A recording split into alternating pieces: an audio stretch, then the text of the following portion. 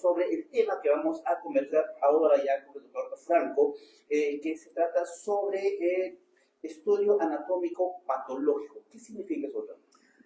Bueno, el estudio anatomopatológico es la patología en realidad es una disciplina que está dedicada al análisis de las muestras que son obtenidas del cuerpo de los pacientes, que pueden ser tejidos, células o líquidos. Todas estas muestras se analizan en el laboratorio para determinar las características y definir si se tratan de enfermedades degenerativas, infecciosas o neoplásicas. Cuando ya identificamos que esto se puede tratar de una enfermedad neoplásica, ya entra la subespecialidad de la patología oncológica, que es lo que nos trae para conversar en esta mañana. Sí, ¿no? Bien, mira, a todos nuestros oyentes he tenido la motivación de invitar al doctor Franco Doimi a tocar este tema de patología, porque ya lo hemos conversado en algunas oportunidades, o en todas, creo, en este programa. El diagnóstico de un cáncer se realiza por anatomía patológica. Claro. Hemos dicho que las imágenes de tomografía, resonancia, PET scan, lo que puede hablar es una presunción. En la colposcopía es una presunción. Entonces, lo importante que es el estudio de la patología que nos permite tener el diagnóstico definitivo y tomar decisiones definitivas. Entonces, por eso es lo importante. Entendiendo que ya el estudio patológico viene desde la antigua Grecia, ¿no? Viene desde antaño, cuando entre nuestros amigos de ese entonces, Hipócrates y Galeno, de la historia, ¿no? Se dieron cuenta pues que cuando había enfermedad había cambio de algunos órganos, ¿no? Y esto va creciendo, sobre todo con Rudolf Virchow, que fue considerado el padre de la patología moderna en el siglo XIX, ¿no? En el siglo XX se van haciendo más estudios, ¿no? En lo que corresponde al estudio anatomopatológico. ¿Qué significa eso? El doctor Doimi estudia lo que nosotros no podemos ver. Él lo ve por el microscopio, lo que nosotros le proporcionamos, ¿no? Nosotros miramos las imágenes. Entre comillas, me acuerdo un saludo para el maestro Celis. Él decía la ventaja del cirujano, ¿no? Lo piensa, lo ve y lo toca, ¿no? El tumor, ¿no? En caso de ustedes es afinar la vista y todo al microscopio. Entonces, claro, yendo a ese tema ya más importante, adecuando nuestra realidad, es el estudio de los líquidos corporales, es el estudio de las células y el estudio de los tejidos. La gran pregunta es, ¿y cómo se obtienen esas muestras? Para que ustedes, o sea, quiero que me enfoques en el sistema, cómo se obtiene y cuál es el proceso, ¿no?, que seguimos para tener los cuidados adecuados de esta muestra que no se deteriore. Claro, primero hablando de la obtención. La obtención no es algo que los patólogos hagamos habitualmente. Los patólogos normalmente recibimos las muestras que los médicos obtienen. Por ejemplo, el ginecólogo toma una muestra de Papa Nicolau, la manda al laboratorio, nosotros miramos las células en el extendido celular. Absalón opera a una paciente, saca una muestra, de repente saca una lesión del ovario, esa es llevada al laboratorio de anatomía patológica y nosotros en el laboratorio de anatomía patológica hacemos cortes, analizamos, medimos y definimos si se trata de una lesión benigna, maligna o si es que se encuentra encapsulada o ya se extendió. Y de acuerdo a los datos que nosotros le vamos a dar en el informe de patología, el doctor Montoya va a saber si esa enfermedad es una enfermedad que se curó solo con cirugía o debería derivarlo a una especialidad de apoyo que puede ser quimioterapia, pues en ese caso sería oncología médica, o radioterapia o de repente alguna otra, claro, otra área de soporte, ¿no? Es sumamente importante para determinar el diagnóstico. Como siempre le he dicho, es poner nombre y apellidos al tumor. Pero bueno, hay una parte importante que quisiera que nos ilustres en relación a lo que es el proceso de la muestra. Por decir, nosotros tomamos la muestra, hay diferentes formas de tomar la muestra, ¿no? Hay desde extraer el líquido, como hemos dicho, hay la citología, que uno tiene una muestra, sobre todo en mama o en ganglios, ¿no? Con una agujita uno aspira y va a la lámina y es su frotis, y es la citología. Hay las biopsias, si son lesiones pequeñas, hacemos una biopsia excisional, que significa sacarle todo el tumorcito, o si es una lesión grande, pues tomamos una muestra que es incisional. Y también el estudio de la pieza operatoria, ¿no?, que es lo que operamos y lo enviamos al patólogo. Entonces, lo que quería decirte es, muchas personas, ¿y a qué voy, no? Primero voy, que las personas quieren ya el diagnóstico. No, que ya en la mañana, a la hora quiere el diagnóstico. Entonces, lo que quiero que enfoques es, ¿cuál es el proceso desde que la muestra se retira? Porque también hay que tener cuidado, lo hemos hablado en el transporte, ¿no? Entonces, uno saca la muestra, ¿cuál es el cuidado, el proceso y todos los tiempos que implica, por decir ustedes, lo que has dicho, ¿no? El corte, la fijación, la coloración, la lectura, ¿cómo es el proceso en sí para que la población nos escuche? Bueno, mira, durante muchos años la patología fue una ciencia que estuvo basada solamente en la forma de las células, el tamaño, la cantidad de células que encontrábamos en los tejidos. Ahora ya no solamente vemos eso, sino necesitamos ver la calidad de las células, porque ahora... La calidad de la muestra, digamos. La calidad de la muestra, pero en términos moleculares. Ahora ya los diagnósticos no solamente se hacen de acuerdo a lo que nosotros vemos en el microscopio, a la forma, sino a lo que tiene el DNA o el RNA A más profundidad ya. a más profundidad, que son las pruebas moleculares. Entonces, nosotros podemos tener una muestra que nos llegó en condiciones aparentemente buenas al laboratorio, pero cuando intentamos hacer pruebas moleculares, estas no salen. ¿Y por qué son importantes las pruebas moleculares? Porque estas definen el acceso a nuevos tratamientos. Y ahora con la ley de cáncer, los pacientes tienen acceso a nuevos tratamientos. Entonces, farmacológicos, nuevos tratamientos farmacológicos. Entonces, si nosotros no transportamos o no cuidamos esta muestra, lo que va a suceder es que estos pacientes no van a poder hacerse las pruebas y no van a poder acceder a estas terapias, que ahora sí son pagadas por el Estado peruano, pero que son súper efectivas, pero que requieren una prueba molecular. Entonces, desde que se saca la muestra, el médico tiene que saber que esa muestra tiene que ir a un laboratorio de anatomía patológica. ¿Cuánto tiempo tiene que pasar entre que se saca la muestra y que la muestra llegue a un laboratorio de anatomía patológica? Máximo 24 horas. Mira. Máximo 24 horas. Sí.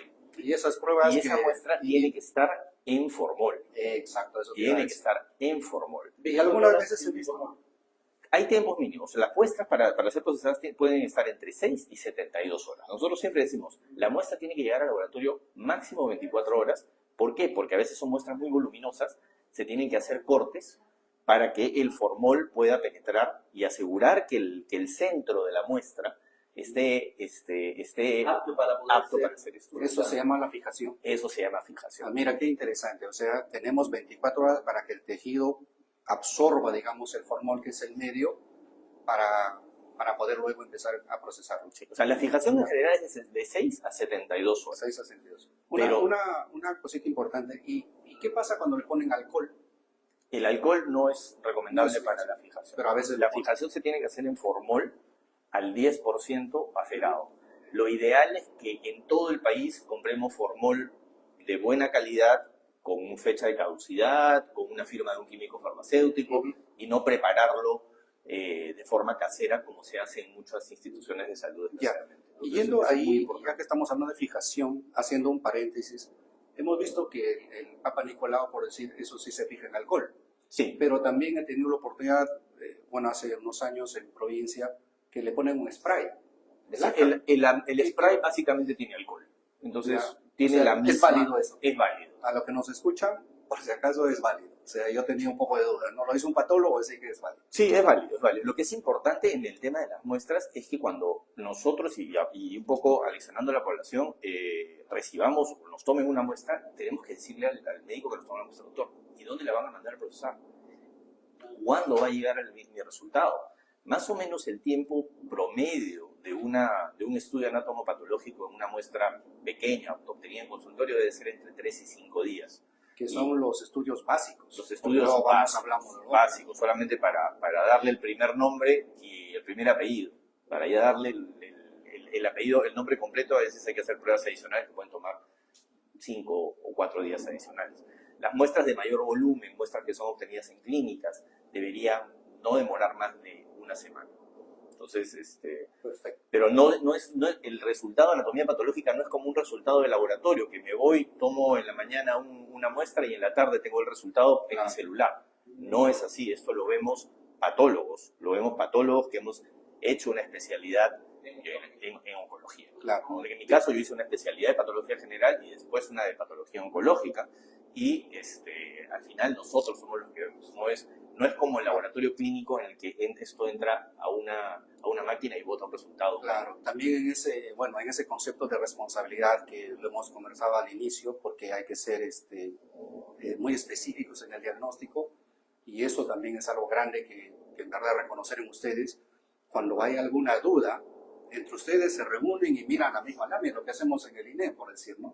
Cuando hay una duda, llamamos al al de medicina, hacemos como una pequeña junta médica. Pero también los patólogos hacen, ustedes piden una segunda opinión entre ustedes mismos, Sí. ¿no? Y eso es natural, normal. Claro. Porque algunas, eso también es digno de nosotros, los oncólogos, de pedir una segunda opinión entre nosotros mismos, obviamente, porque muchas veces hay profesionales que se cierran. ¿Sabes qué? Esto es, y por una situación de orgullo, no sé, no quieren que otro patólogo más vea su resultado. Y eso es algo que también hay que decirle a la Eso hay población. que decirlo, ¿no? Hay que decirle a la población. Es un poco de egoísmo, digamos, así, de narcisismo, ¿no? Que no, lo que yo digo es, y no más. ¿no? Y hay que decirle también a la población que si es que les dieron un informe de patología y ellos tienen alguna duda o quieren buscar de repente la opinión de un profesional adicional, ellos pueden pedir el material de patología y enviarlo a otro patólogo, al Instituto Nacional de Enfermedades Neoplásicas, a nuestro laboratorio o a cualquier institución de salud para que pueda dar una opinión. Están en su derecho.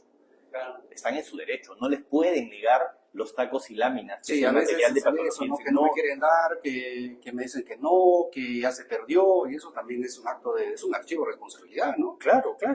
O sea, digamos, una institución del Estado, cuando se hace sus análisis o pide la muestra, tiene que dar la información. Queda una contramuestra en el archivo.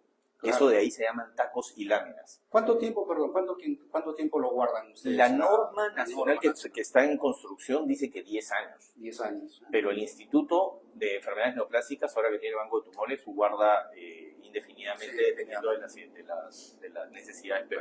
Pero el paciente está en el derecho de solicitar su material y llevarlo a uno o a otro centro para una segunda opinión. La institución pública o privada está en la obligación de dar eso.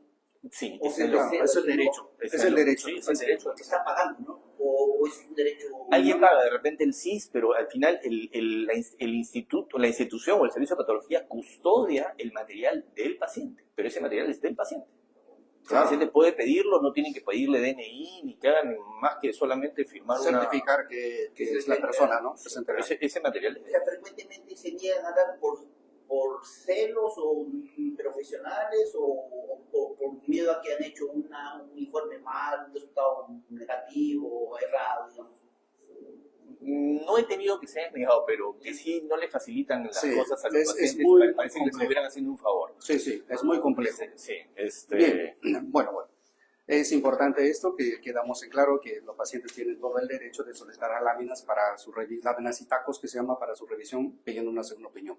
Pero ahora estamos en la fijación. Fijación es que ya el formol se impregnó, ya endureció el tejido, como dicen. ¿Qué más viene después? Ese proceso quiero que... Bueno, una vez que la muestra llega en condiciones ideales al laboratorio... Que a propósito, conversábamos cuando estábamos antes del programa, tampoco no hay una directiva nacional de cómo conservar las muestras biológicas, cómo trasladarlas al interior del país. Ahí también quisiera que así cortito lo... Desgraciadamente no tenemos una norma técnica nacional que regule los laboratorios de anatomía patológica. Por ende, no hay procedimientos operativos estandarizados que nos digan cuáles son las condiciones en las que se tiene que transportar y ni de repente líneas diferenciadas de transporte de muestras biológicas dentro del sistema de courier nacional. Entonces eso es algo que hay que trabajar y es una responsabilidad del ministerio. ¿Cómo lo recomendarías que manden, por decir, de mi tierra de Amazonas? Las muestras de Tacna, que vienen, tienen que llegar con suficiente cantidad de formol,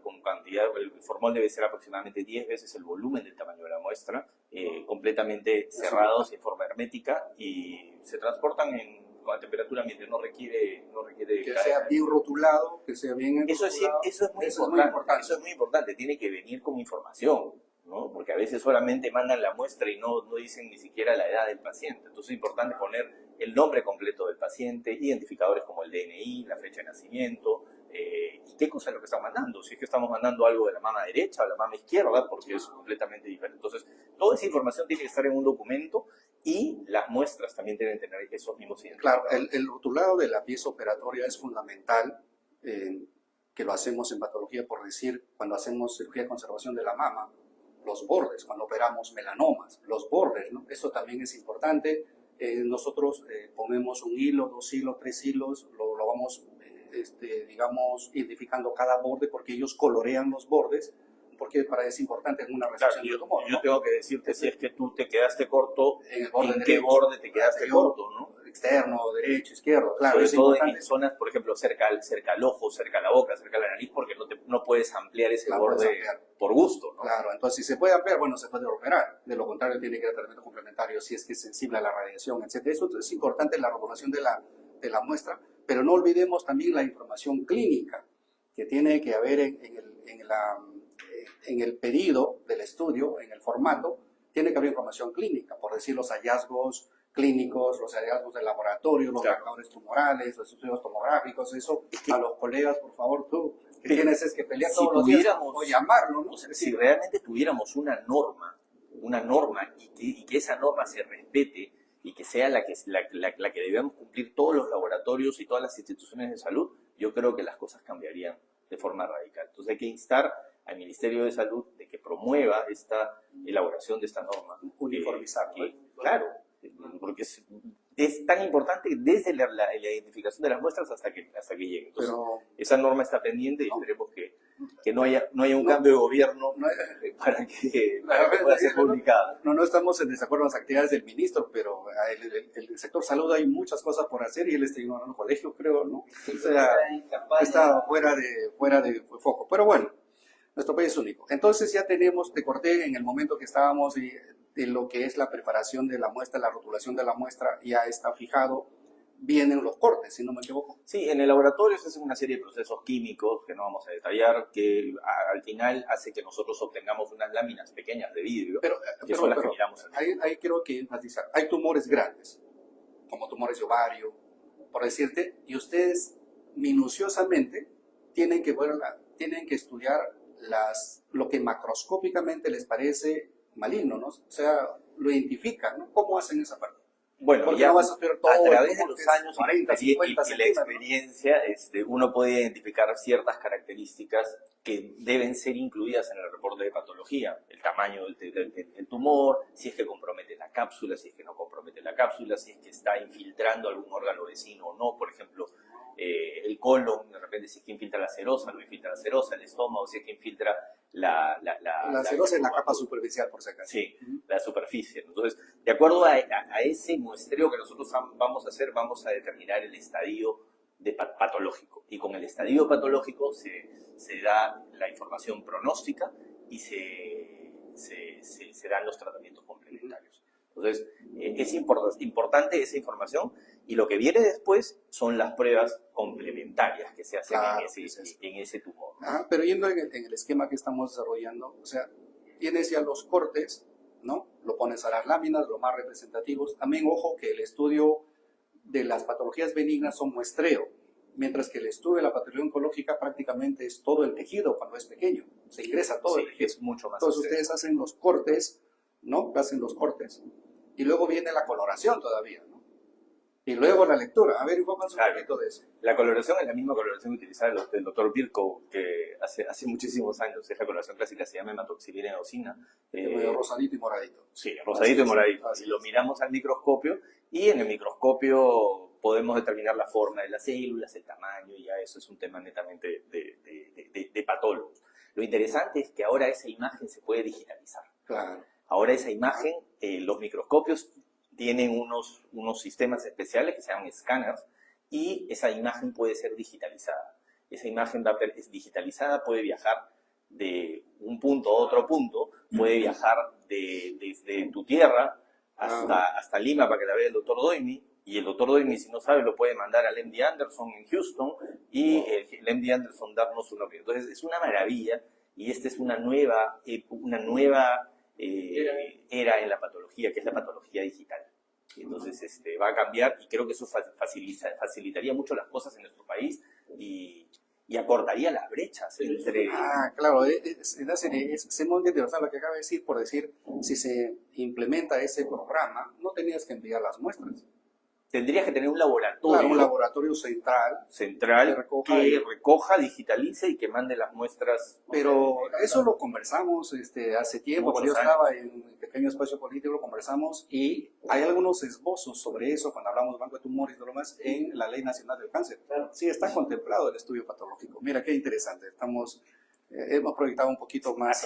Así como ahora uno va a pedir las imágenes de radiología al centro médico y ya no le dan la placa impresa, Sí, ya no le dan un CD, bueno, o le dan un link. Ajá, ingresa el link y mira. Exactamente lo mismo va a suceder con patología. Estamos en ese proceso, nosotros tenemos un equipo pequeño, probablemente uno de los primeros en el Perú, pero creo que ese es el camino que va a haber en los próximos años en la patología. Digamos, esos equipos no se encuentran a nivel nacional, es decir, cada región no. Todavía no. Sería ideal. Nosotros los tenemos en el sector privado. Sí. Ya los tenemos. Sí. Recuerden que el doctor, pues, como dije, pues, tiene laboratorios DOIMI que está a su cargo, tiene muchos profesionales ahí, oncólogos, casi todos oncólogos, aparte del personal técnico tiene que dar apoyo. Pero yendo al tema, la lectura, de la experiencia que tienes, la lectura de la patología es sumamente importante debido a la responsabilidad y en eso, para mí, a mi modo de ver, mucho tiene que ver la experiencia del patólogo.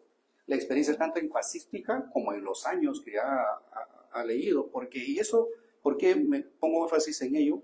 Porque en la práctica nosotros hemos visto muchos errores diagnósticos, incluso un caso muy sonado hace unos años atrás, una paciente que fue operada de la mama, recibió quimio, recibió radio y luego fue al INEM para seguir sus controles, hicimos el estudio anatomopatológico y nunca había tenido cáncer, ¿no? Bien por ella que no ha tenido cáncer, pero que pésimo, digamos así, todo la secuencia que había pasado. Entonces la travesía. Y en realidad, todo lo que nosotros decidimos en relación a las conductas terapéuticas es en relación a lo que es el patólogo. Y si el patólogo no está entrenado, y eso es un tema que nos llama la atención también, porque en un país donde no hay normas, todo el mundo hace lo que quiere, o lo que cree conveniente hacerlo, y muchas veces saliendo de la responsabilidad médica, sino más al entorno comercial.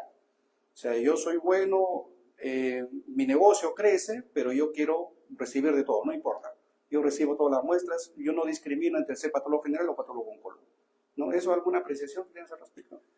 Bueno, definitivamente, por más patólogo oncólogo, patólogo ultra especializado, si tú no tienes un buen procedimiento desde la toma de muestra, el procesamiento y la obtención de estas imágenes, que pueden ser vistas en microscopio o en digital, no vas a hacer nada. O sea, es importantísimo tener una norma que regule los laboratorios y que no cualquier improvisado haga un laboratorio en el patio de su casa y empieza a dar servicio, porque eso es muy peligroso. Es el punto de partida, me imagino, claro, para empezar el proceso de lucha contra el cáncer. Sí. Lo que pasa es que tenemos que tener la certeza, eso siempre he dicho. A veces nosotros mayormente como oncólogos vienen de otros lugares ya lo vemos en el instituto, no lo hablo de forma personal, ¿no? O sea, vienen con diagnóstico de cáncer, en cuello uterino, por decir, y muchas veces es un precáncer. O vienen diagnóstico de un cáncer de ovario, al final es una endometriosis, una lesión benigna. Entonces, por eso es que nosotros todo lo mandamos a revisar. El problema radica, y justamente lo que decíamos al inicio, era en la conservación de la muestra. Porque a veces las lesiones son pequeñas. Vamos a poner una lesión de un melanoma, ¿no? Un melanoma en cara, por decir, una lesión chiquitita. Entonces, cuando viene al instituto ya no hay lesión, porque ya se lo retiraron. Pero queremos saber qué cosa tuvo. Y cuando mandas a averiguar, no hay las láminas, se perdieron las láminas, no hay los tacos para revisarlos, y al final nos quedamos en la nebulosa, ¿no? ¿Qué pasó? Porque ya no hay tejido para nuevamente tomar una nueva muestra. O sea, fueron procesadas en un laboratorio como de mala calidad. De mala calidad. O también los resultados son muy generales, ¿no? Ustedes ya tienen una plantilla específica de detalles, y son generales. Claro, entonces ahí ya viene el tema del patólogo general y el oncólogo. Yo también voy a las lesiones multifocales o unifocales, por decir, en cuello uterino, existen las lesiones que son focales. O sea, haces una biopsia, retiras la lesión pequeñita microscópica que hay en esas láminas, sí está el diagnóstico, pero cuando uno examina al paciente ya no hay, está normal. Entonces a veces entra incluso en controversia, ¿no? Porque los pacientes dicen, no, pero está normal, no hay nada, usted me ha sacado, está negativo. No, pero acá dice positivo, pero ya no tengo, etcétera. Entonces, como que tenemos esa contraposición, ¿no? Que existe, ¿no? Entonces a veces es importante, bueno, no a veces, es importante la presión del patólogo oncólogo. Y sí, pues tenemos la formación de patología, o sea, tenemos la formación de patología general, que todos la hacemos, todos la hemos hecho. Todos los patólogos en general hemos hecho patología general. Yo he hecho patología general hace 3 años, de los cuales hay 2 o 3 meses de rotación en patología oncológica, nada más. Nada más. O sea, como que esos 2 o 3 meses sean suficientes para aprender todo lo que hay en cáncer. Entonces, no es. Y cáncer para mí, como lo ves, es estudiar medicina nueva. Sí. No, O sea, tiene que saber todo. entonces, por eso se creó la subespecialidad de patología oncológica que brinda el Instituto Nacional de Enfermedades Neoplásicas. También hay un centro privado que tiene formación de patología oncológica. Nosotros tenemos convenios con ellos.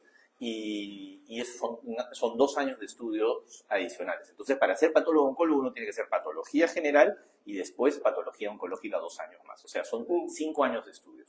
Uno de los ejemplos clásicos para, por decirte, analizar cómo es el estudio y qué errores nos lleva de la citología o la histología es un Papa Nicolau. Por decirte, un Papa Nicolau, tenemos errores desde la toma de la muestra. ¿No? Cómo se toma la muestra. Yo he visto, pues a veces, disculpen la palabra, cancheros, ¿no? Sí, ¿no? Desde ya, si la toma de la muestra es mala, ese resultado va a ser malo, va a ser negativo quizás, ¿no? El otro también es el procesamiento de la muestra, lo que hemos hablado, y el otro es la lectura de la muestra. Y en la lectura de Papa Nicolau lo ven con un simplismo tan grande que muchas veces son técnicos, ni siquiera son tecnólogos médicos, ¿no? Son técnicos que se dedican a la lectura. ¿Qué piensas? Tenemos una carencia grande de profesionales. O sea, realmente no hay, así como no hay patólogos. Estábamos conversando también que hay 200 y pico inscritos en la Asociación Peruana de Patólogos. Es poco, son más definitivamente, esos son los inscritos. Pero lo mismo sucede en tecnólogos médicos, lo mismo sucede en citotecnólogos. Entonces, creo que ante la ausencia o la falta de mano de obra especializada o altamente especializada, los programas de capacitación continua para profesionales creo que podrían ayudar muchísimo a un país con limitaciones. Es difícil que los patólogos quieran estudiar 2 años más porque tienen pues ya familia que mantener y tienen que seguir creciendo dentro de su vida. Entonces, de repente no pudo hacer la subespecialidad, pero podría entrar a un programa de capacitación continua, de repente las sociedades, colegio médico, el Ministerio de Salud. Es que si no miras ahora, hacer una segunda especialidad es bastante pesado, ¿no? Porque viene la carga social, la carga familiar, esa edad crucial en que ya forman un nuevo hogar, las responsabilidades son grandes, y también hay que decirle, estudiar ya un poquito mayor es una tortura. Sí, claro. Sí, es verdad que en lugar de facilitarte, te dan Entonces, duro, ¿no? Lo mismo Los sucede, procesos son muy malos. lo mismo sucede con los citotecnólogos, con los tecnólogos. Entonces, tenemos que recurrir a otros profesionales para que nos ayuden a hacer esto. Entonces, creo que si bien no tenemos esta mano de obra, creo que los programas de capacitación continua, programas de certificación de laboratorio, también serían súper interesantes. Yo puedo tener un técnico bien calificado, no es de repente un tecnólogo médico, pero se ha formado bien en citología, tiene su certificación, se le toma un examen todos los años o cada 2 años a través de una sociedad científica y este personal valida sus capacidades y va a poder aportar al sistema de salud con seguridad para los pacientes. Entonces, creo que ese es el camino. Creo que ese es el camino y el rol de las sociedades es muy importante. Sí, es muy interesante nuestra apreciación en cuanto también a generar esa motivación en el ministerio, estar en el ministerio a hacer todas esas cosas. ¿Por qué el ministerio no nos genera pues programas de capacitación, programas de control de calidad? ¿Cómo yo controlo la calidad de lo que ven mis citólogos? Y yo creo que todos ahorita se puede hacer online. Si tenemos herramientas digitales, ¿por qué estas personas no se pueden capacitar a través de una plataforma? No creo que no haya recursos hay. Yo creo que no hay voluntad política, ¿no?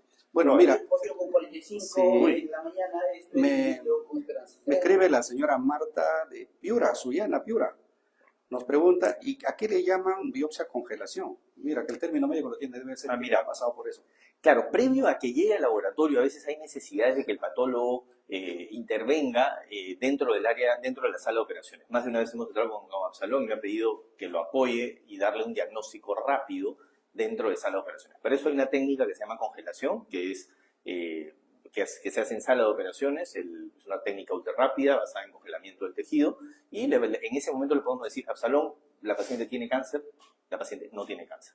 No me preguntes más, solamente te puedo decir que es positivo o negativo y él toma las decisiones de acuerdo. Entonces, es algo que se tiene que hacer por patólogos con especialización y en sitios que tengan. Sí, hay que tener mucha experiencia para eso, porque efectivamente, ampliando un poquito en eso, las cirugías que hacemos, sobre todo es más en ovario o en endometrio, no sé si en otros. Para ganglios centinela, en mama.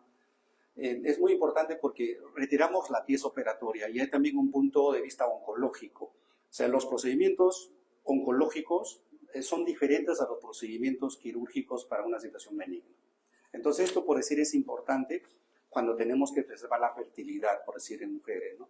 O también para evitar cirugías grandes que sean innecesarias. Por decirte un ejemplo, una paciente tiene un tumor en el ovario, que sea joven, no tiene hijos quizás, o también con familia.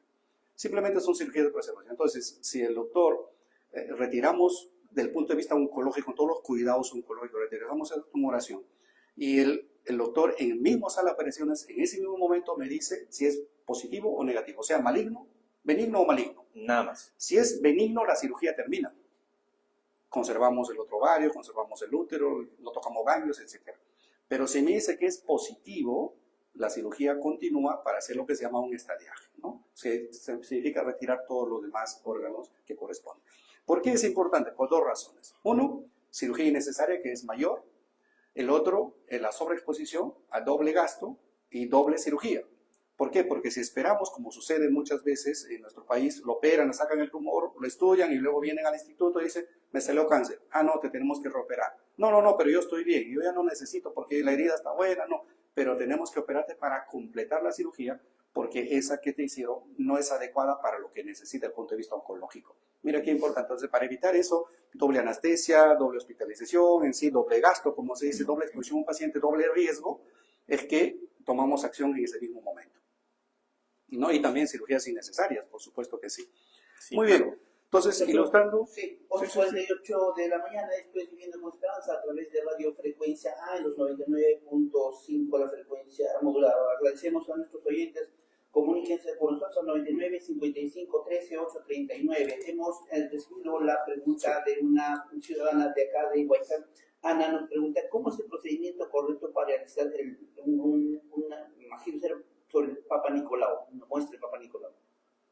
Bueno, el Papa Nicolau es una obtención de células del cuello uterino. Se hace en instituciones de salud, por personal de salud capacitado y, bueno, se obtiene a través de unos dispositivos, de unas espátulas especiales, se extiende en una lámina y son leídas por el laboratorio de patología. Claro. Es algo que está perfectamente bien establecido. El problema es que la carencia de profesionales hace que esos resultados a veces demoren. Y es relativamente sencillo. En las campañas médicas que nosotros hacíamos, pues justamente por eso me iba como hepatólogo, también iba con las citotecnólogas. Tomamos la muestra e inmediatamente pasaba al proceso que es el coloración, luego secado y luego lectura. Y en una hora teníamos los resultados. Se girábamos y en una hora ya dábamos los resultados del Papa Nicolau. Cuando hacíamos nuestras campañas, que ojalá... Es muy sencillo. El problema es que a veces el saturamiento que tiene el sistema de salud hace que esos resultados viajen a los laboratorios centrales y demoren mucho, ¿no? 2, 3, 6 meses para sí, 3 meses, ¿no? 3 meses, 6 meses ya se perdió, ¿no? Algo que puede llegar al celular de la paciente. Bien. Al día siguiente. Ahora, bueno, ya hemos conversado más o menos lo que son los estudios estándares, uniformes en todo el país. ¿Qué más viene? Son los avances científicos, tecnológicos que acabo de decirlo. ¿Qué más vienen? Bueno, las pruebas moleculares. A partir del tejido no solamente se obtiene el diagnóstico de si eso no es cáncer, el estadiaje que ya dijimos, sino qué mutaciones, qué alteraciones genéticas tiene el cáncer y si estas pueden ser atacadas por medicamentos nuevos, que son la terapia blanco, medicina personalizada, qué es lo que es, o oncología personalizada. Para más o menos enfatizar, ¿el estudio biológico es solamente del tejido o también de la célula, en el caso de la citología o histología? Se puede hacer de los dos. Lo mejor es hacerlo de tejido porque tenemos mayor cantidad de DNA, que es lo que nosotros utilizamos. Entonces, con eso nosotros podemos, utilizando unas técnicas que nosotros usamos, una técnica de Next Generation Sequencing o secuenciamiento de última generación, permite identificar permite identificar si las células tienen una alteración. ¿Puedes repetir cómo dice? Next Generation Sequencing. Bueno, NGS. No, el programa es internacional, así que un saludo. Lo interesante es que estos fármacos solamente van a afectar a las células que tienen esta mutación. Entonces, el paciente, en lugar de recibir quimioterapia, dirigida, sí, recibe una pastillita y esta pastillita solamente va a actuar con sobre las células tumorales. y con menos efectos secundarios, menos caída de cabello y mucho mejor sobrevida. El cáncer de pulmón ha cambiado. Los pacientes de cáncer de pulmón se morían todos en 6 meses. Ahora tienes pacientes que tienen 3, 4, 5 años. Cáncer de pulmón metastásico. Pulmón metastásico con también se estudia en colon, también se estudia en mama. Colon, en mama, en melanoma. Y también podemos hacer esos estudios en la línea germinal, que es un tema diferente, lo que nosotros heredamos de nuestros padres. Hacemos los estudios genómicos también. ¿De los BRCA? Por ejemplo, el BRCA. Ajá. El BRCA es el gen de Angelina Jolie, que es BRCA. Ella se hizo un estudio de BRCA, la actriz Angelina Jolie, salió positivo, se sacó las 2 mamas porque demostró que ella era portadora de una mutación que le daba mayor riesgo de hacer cáncer de mama y de ovario. Después se sacó los ovarios. Pero eso lo hacemos acá también en el Perú. O sea, no tenemos que ir a Estados Unidos para hacerlo. Eso lo hacemos acá y lo hacemos todos los días. Claro, de rutina. De rutina. Perfecto. Solo que es un poquito más costoso, ¿no? Es más costoso, pero hay formas de financiamiento a través de algunos laboratorios farmacéuticos que lo auspician.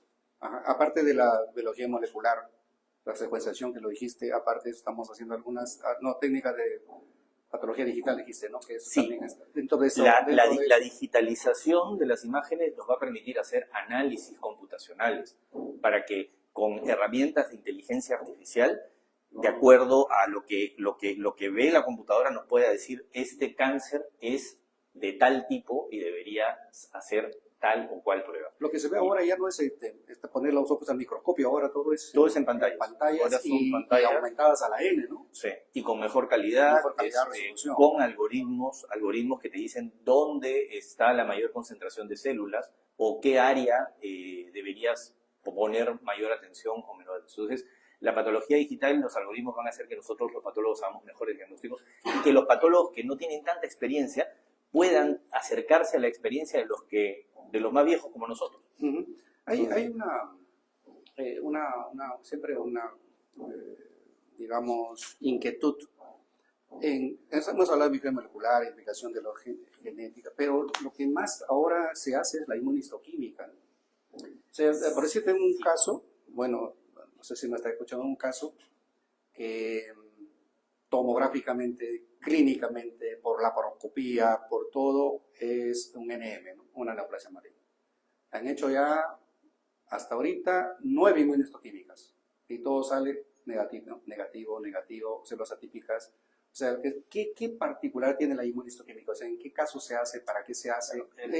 Para cada órgano, ¿no es cierto? Para cada tipo de patología. La inmunistoquímica es un paso previo a las pruebas moleculares. Nos hemos salteado. Claro, nos hemos salteado, sí. La inmunistoquímica permite identificar, darle mayor especificidad al nombre que nosotros le damos.